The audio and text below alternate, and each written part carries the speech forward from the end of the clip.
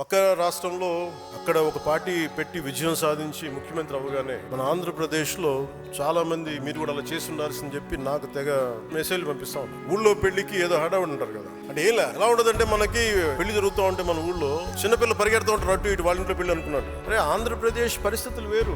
సరే వీళ్ళు చెప్పినట్టుగానే మనం కూర్చొని 2019 నిలబడ్డాం, ఎక్కడ పెట్టారు 2 చోట్ల ఓడించారు కదా సార్. పవన్ కళ్యాణ్ గారు అవుననుకున్నా కాదనుకున్నా నారా చంద్రబాబు నాయుడు గారు అరెస్ట్ అయిన దగ్గర నుంచి ఏదైతే ప్రెస్ మీట్ బయటకు వచ్చి పెట్టారో అప్పటి నుంచి స్టిల్ ఇప్పటిదాకా ఆవేశపడకుండా ఆచి తూచి ఒక్కొక్క మాటకి 1-2 సార్లు ఆలోచించుకుని కూడా ఈ రోజు మాట్లాడడం జరిగింది సార్. ఏందయ్యా అంటే ఒకటి గుర్తుంచుకోవాలి, ప్రజలు కానీ లేదా జర్నలిస్టులు కానీ రాజకీయ పార్టీ నేతలు కానీ ఏంటంటే ఎవరు గవర్నమెంట్ ఫామ్ చేసినా గానీ వాళ్ళు ముఖ్యమంత్రి చేయడానిక ఉప ముఖ్యమంత్రి చేయడానిక మంత్రుల పదవుల కోసం కాదు, వాళ్ళు గవర్నమెంట్ ఫామ్ చేసేది ప్రజలకు మంచి చేయడానికి గవర్నమెంట్ ఫామ్ చేయాలి. మరి ఎన్డీఏ గవర్నమెంట్ 2024లో ఫామ్ అయిన తర్వాత ప్రజలకి మంచి జరిగిందా కాదా, జరిగిందా లేదని ఒక్కసారి మనకి 1-2 సార్లు కాకపోతే 100 సార్లు అయినా సరే క్రాస్ చెక్ చేసుకుంటా రావాలి సార్. ఎన్డీఏ గవర్నమెంట్ ఫామ్ అయిన తర్వాత ప్రజలకు మంచి జరుగుతుంది.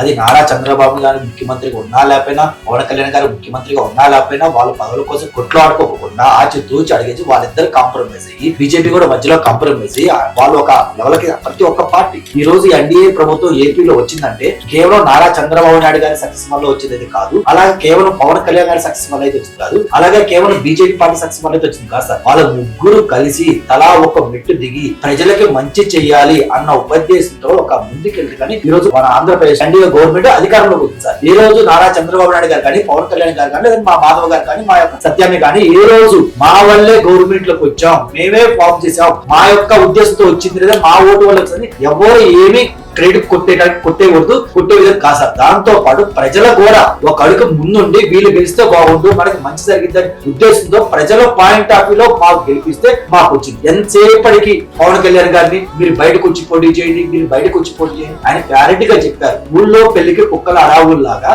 చాలా మంది ఇండైరెక్ట్ గా అదే అన్నాడు.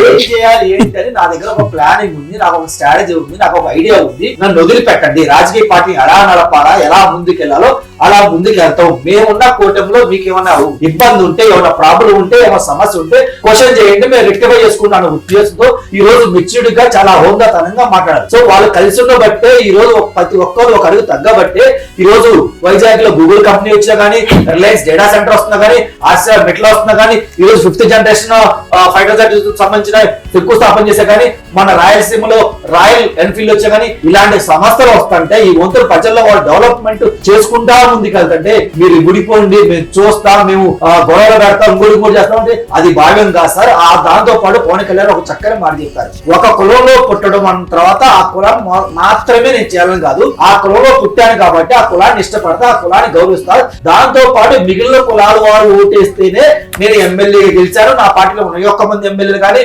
ఇంకొక పార్టీలో ఉన్న మిగిలిన ఎమ్మెల్యే ప్రతి ఒక్కరు గెలుచుకుంటారు. ఒకసారి ఉప ముఖ్యమంత్రి గారి ముఖ్యమంత్రి అయిన తర్వాత కులాలన్నీ పక్కన పెట్టి అందరినీ ఈక్వల్ గా చూడాలని చెప్పి ఆయన ఒక మెసేజ్ ఇచ్చారు.